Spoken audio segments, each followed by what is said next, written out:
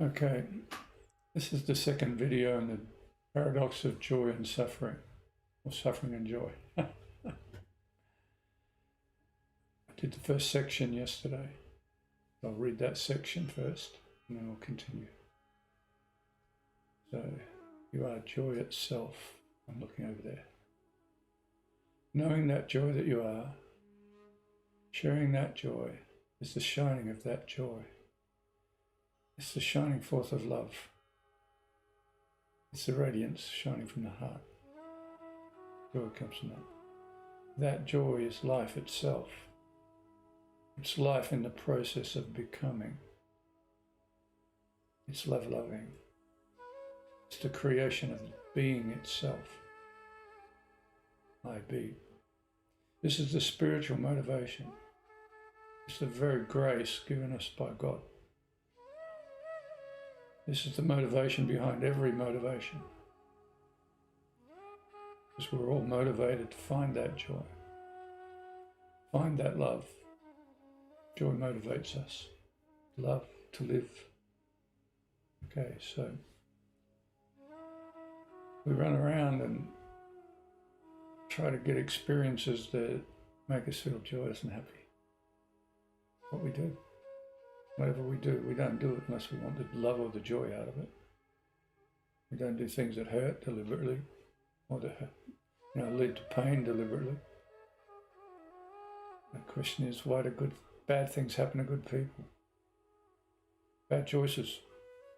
That's why.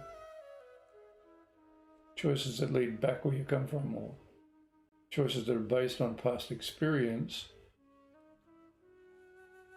that you made. Choices you might make again if you're not careful. Choices that might lead to suffering. So, we seek that love in everything we do. We search for that joy because we seek our own being.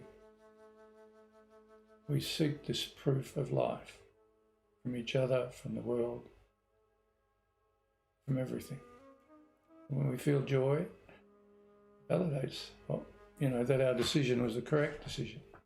Oh yeah, I did the right thing. I can respect myself, I love myself, I succeeded. Seeking the joy. I found it. Last that long. Where to go? Go off and find it again. So we seek that proof. Just moving the page up. Okay. So when we find it, when we realize that we are joy itself, we become an element of love. It's what we love. We love the joy. So it's like, that's our sweetheart, whether it's a woman or a man or a little child. We seek that love, and that, let's say, medium of love becomes our sweetheart. That which we think we get the most love from becomes the one we love the most. It's like a man said to me the other day, how do I know what love is? How do I choose between person A and person B? They both love me. I love both, but how do I choose? What's the choice? We'll get to that. Okay. So we're terrified of suffering, of dying, of never again experiencing that joy, the joy of our own being.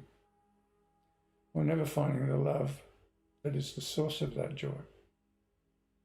We keep looking, going off on tangents looking for it. And some of us, or pretty much most of us, have had some pain in our lives, some suffering. We try to choose our way out of it. But if we base our choices on our past experience,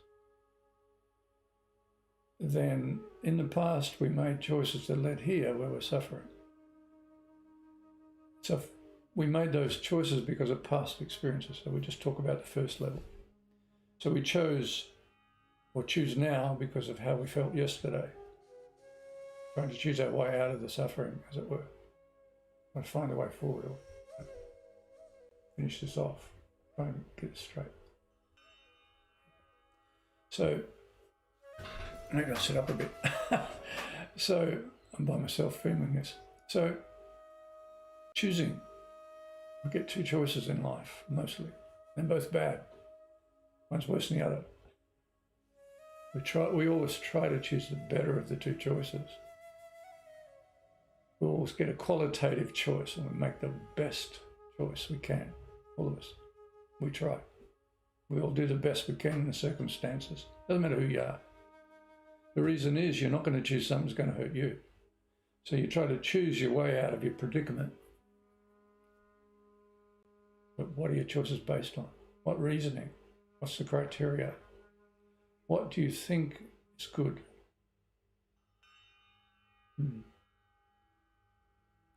If your choice is going to lead to any type of suffering, you're going to suffer. The two choices you get, one's worse than the other. The good one, or the best of the two, leads to suffering, and we know that. And we really resent that, but we have to, we're forced to. Because we don't know what the third choice is.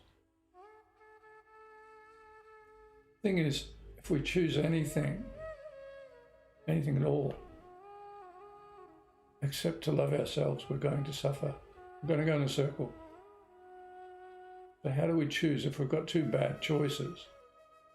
How do we get out of it? How do we get out of this double bind, this paradox, this prison, if you like? How do we get out of it? Let's see if we can find out. So,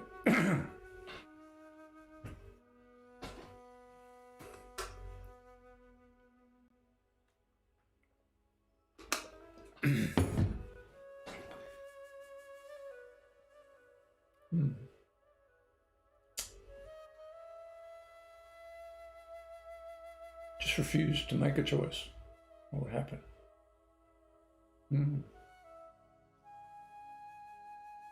If they're both bad choices are away from love, aren't they?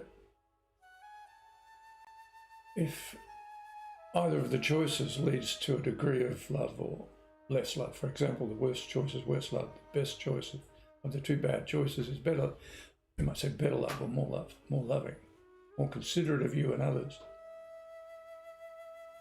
What if you stopped? Didn't make any of those choices? We're terrified of being lost or trapped or having no choice, or being disempowered in the use of our will,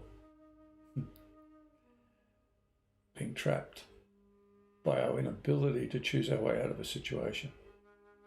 But isn't stopping and not choosing one of those bad choices, isn't that a choice to love yourself? Okay. So you might think, all right, if I don't choose,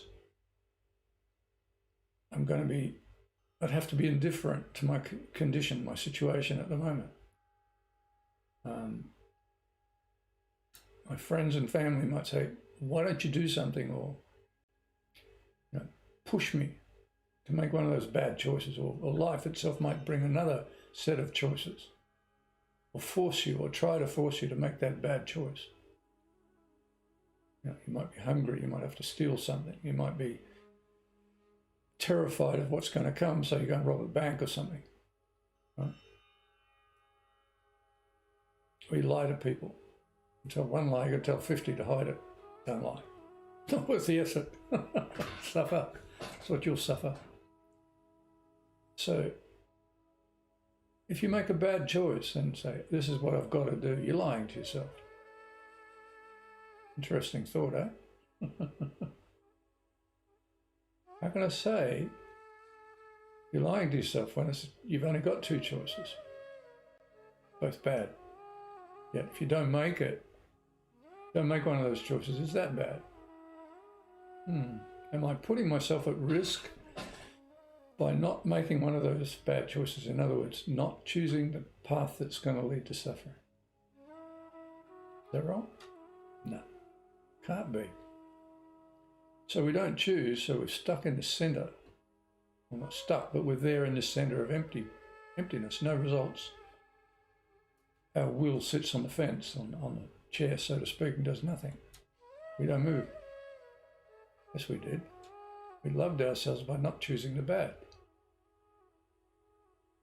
Now, because we've chosen the better of the worst, the better of the two bad choices for decades, most of our life, probably half a lifetime, or, 3/4 of your life you've chosen the bad choice out of the two.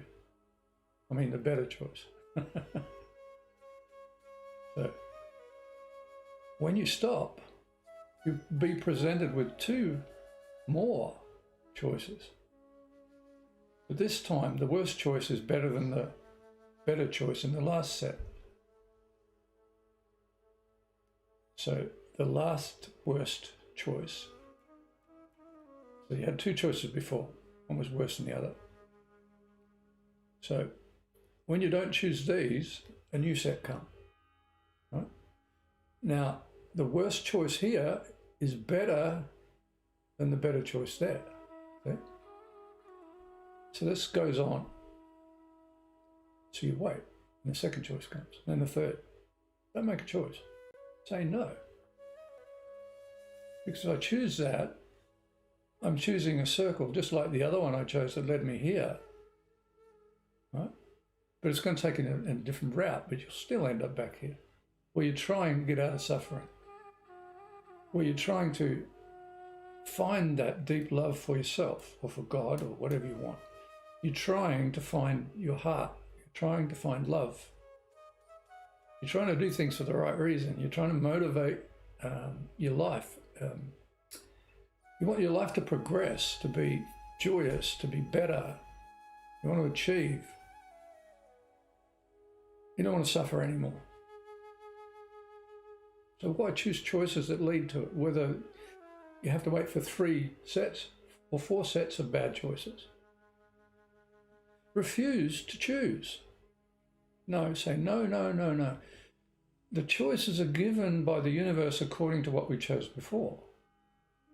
In other words, it says, how about this one? You go, no. Oh, what about this one? No, not that one either. And it'll keep offering you choices that lead you forward. Don't go. Just don't make the choice. That is going. Because you're going full circle without moving back to where you started from. Say, no, I'm not going to go around the circle again. I'm not going.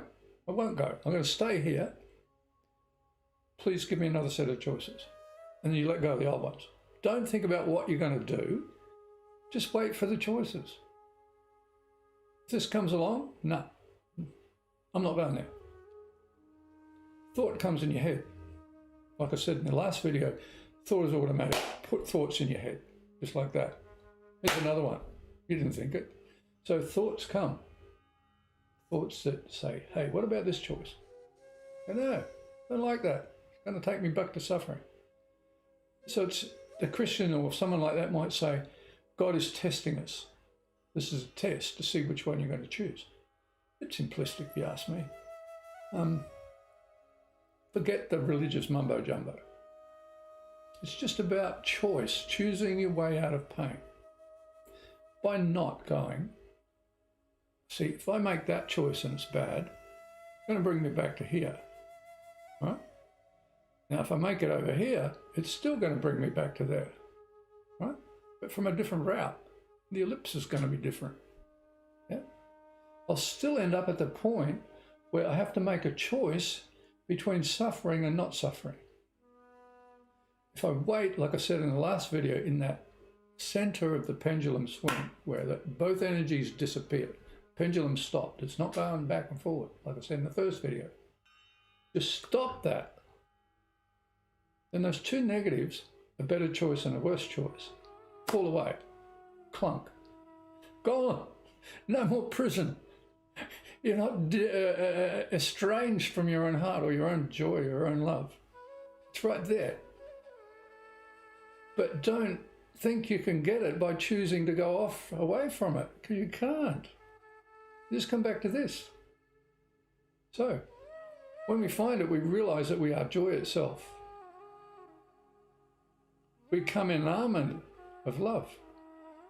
Not the love you can get from a woman or a man or some kudos from your peers or siblings. family, your federation, your guild, your club, whatever. Right? It's the love in your own being. Right? Because nothing else satisfies the heart but this overarching love. This all-encompassing love. Nothing else will satisfy you. Just like you want to have a meal, but all you get's a chip. Huh? Like a seagull.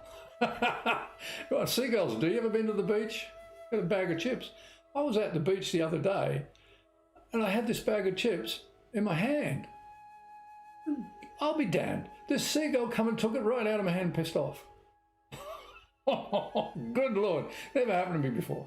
Anyway, that's it. Don't choose to suffer. By making that choice, don't choose it. I'm one of those people that has suffered immensely in my life. Absolutely suffered immensely. And I've learned from that. My choices. What happens to good people? Why do bad things happen to good people? Bad choices. Huh? Choices that I'm going to say, allow them to express that they think, oh no, that's not quite right either.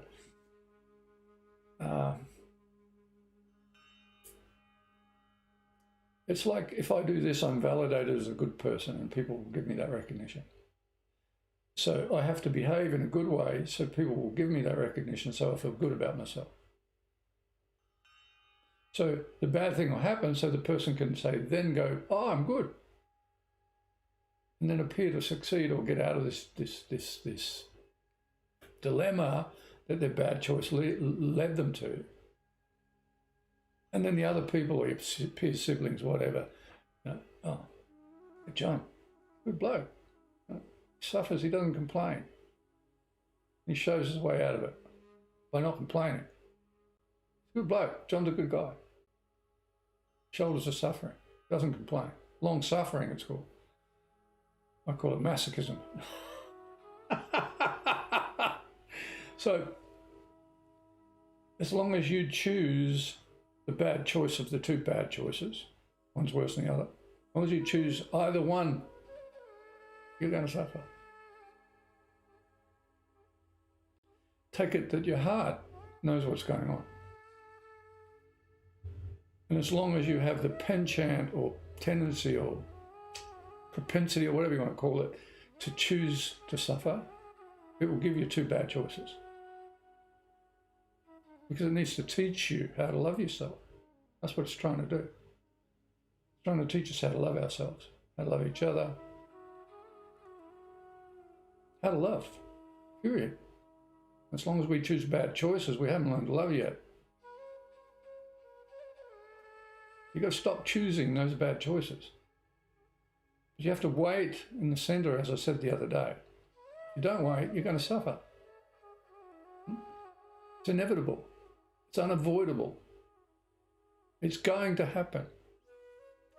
So refuse to make the bad choice. Refuse it. Do not do it. So, choosing love. So we're terrified, right? If we don't make a choice, something's going to happen to kill us. Or, I'm being a bit radical there, but not getting what when the ego doesn't get what it wants, it equates with it dying. It's got this preconception of what reality is going to be. When it doesn't come about, it goes crazy. Cognitive dissonance, because what he thinks, reality doesn't match what he thinks. That's cognitive dissonance. So he tries to force the outer reality to conform or mold itself into what's in his head. If it doesn't, shit hits the fan. Okay? So don't choose bad choices. Do not do it. If you need to choose a bad choice to validate who you think you are, or to act as you normally have that led here, don't do it. You see that the choices you've made in your life have brought you here, have made you into what you think you are. As I said the other day, you don't think, thoughts happen. In other words, you react, you don't take control of your life. You think you've got control, you think you've got free will, you haven't. You just haven't, because you're basing your choices on thoughts. That's the problem right there. You're basing your choices on thoughts, and thoughts happen automatically. And the choices that come to you are because of what you project as self. So if you refuse to move into that suffering self anymore, if you stay in your real being, it's called authenticity. It's called integrity expressed towards the self. It's called honor, honoring your heart. Deep self-honesty. Based on the recognition that when you choose bad choices, you betray yourself. You betray your own heart when you make those bad choices. Don't make bad choices, but how do you know a good one from a bad one? That's the key. Okay. A good choice only leads to love. It comes from the heart. I want to love my heart, myself, not who I think I am, not my ego, not who I imagine myself to be, but I want to love the one who's looking at what I imagine. I want to come to understand who I am, who this real self that this mad guy Bindu is talking about. Who's that? I want to come to realize that that's me, not what the physical or composite of the three planes can do, but what I can do, who I am, who's worthy of this love that I'm talking about for days and days, and hoping, well, not hoping, I'm sharing the joy, and I'm hoping you find that joy for you. That's what this is about. Okay, so in the past we ran everywhere and we did everything, we tried everything and gave everything. We imagined every decision we made would lead to that love or to a joy that wouldn't end or finish, like we think we get married, we'll be happy. We may not think that, but the hope is there. You get married, you got a big journey ahead of you. Okay. Now that's the thing, marriage. Ooh. Oh, no, I'm not going to go there, not yet. Another day. Okay. So, if we think about it in terms of incarnation, reincarnation, like, Hinduism, Buddhism, and a few of the others talk about karma, the wheel of karma. You're going to be reborn to live out your karma. I was a yogi for a very long time and I know all about karma. So, it's like we live forever incarnating again and again and lured by the hope, right? No, we weren't lured by hope. We were guided by the light of hope that shone dimly like a lighthouse in the distance. Like you're far away out of the ocean, you just see this little glimmer on the horizon. That's like leads along with carrots. We go for the carrot, get the carrot, and then find, oh, I've eaten the carrots, none left. Grow buck teeth like me. So, after storms and near disasters, after an endless travail, like the birth of a god, the light grows ever nearer, revealing rocks and shoals and everything we can crash onto. Bad choices. Okay? So, we turn this way and that. Just move the page down a little bit. Okay, so we turn this way and that. Always seeking that shore of the heart. Always seeking peace. Running away from here. From not making a bad choice. Stay on the ship. Trust the ship. This ship don't wreck. Running away, you're going towards, you're going to crash. It's inevitable. Okay, so we visualized a place where we could rest. Okay, that's what we do. visualize a new house or a new place, somewhere where we'll begin again. But who's going there? Who's thinking? No. The thoughts are appearing automatically, I said that. But they're appearing because you're identified as X, Y, or Z. So thoughts that X, Y, or Z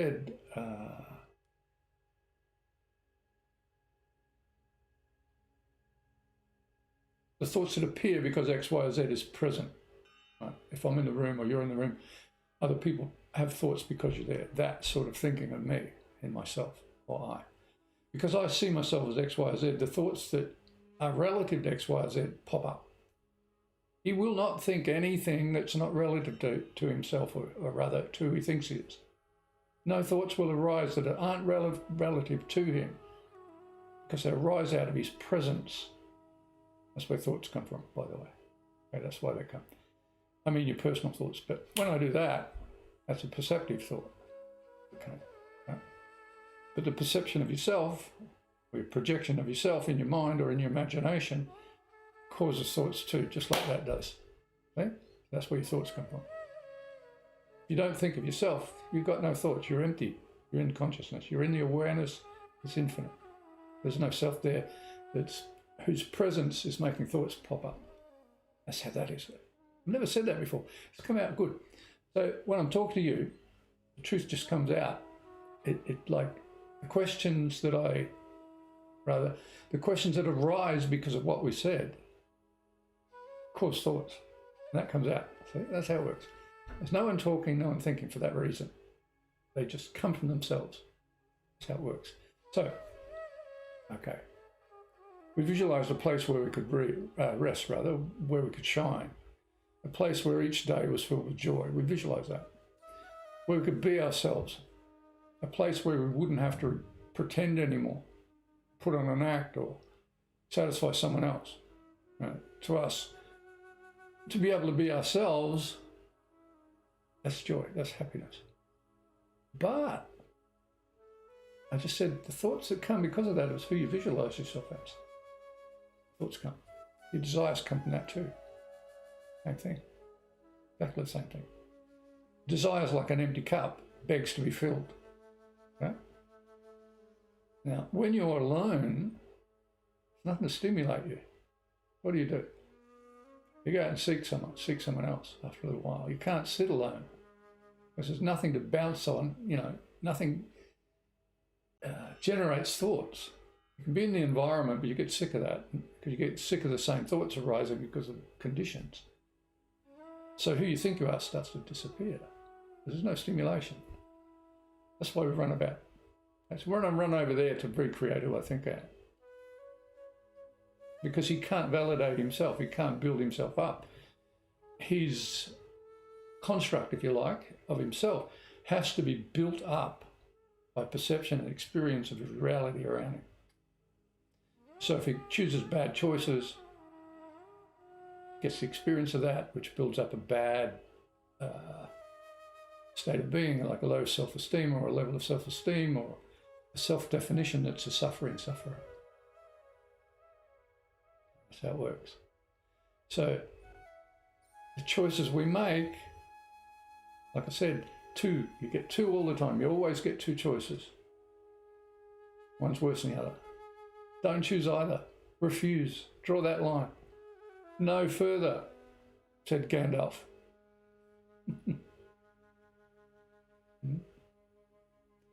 Gandalf the Grey. Everyone's seen that movie where he's in a cave and the dragon's coming for him? No further! Do it. Hey, no further. I'm not moving. I refuse to suffer. But when you say I in that way, don't be the I that don't think you're the I that's over there, the I you refer to as self. When you say I, know that it refers to your heart and your desire to love yourself. That's the key. Your desire to love your true being rather than getting the satisfaction or building up of the ego or false I in the interest of existing as that suffering I or trying to fix the suffering I or trying to bring that suffering I into the future where he won't suffer. It can't happen, because he is suffering. He is the suffering with a capital S, noun, not adverb. Huh? I think it's an adverb, yeah, suffering. He is the sufferer, suffering the suffering. Choosing bad choices. Okay, that's enough for today. I'll make another one later on this afternoon. Namaste.